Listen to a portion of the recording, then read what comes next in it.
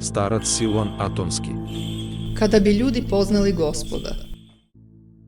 Ljudi se ne uče smirenju i zbog svoje gordosti ne mogu da prime blagodat Svetog Duha. Zbog toga strada ceo svet.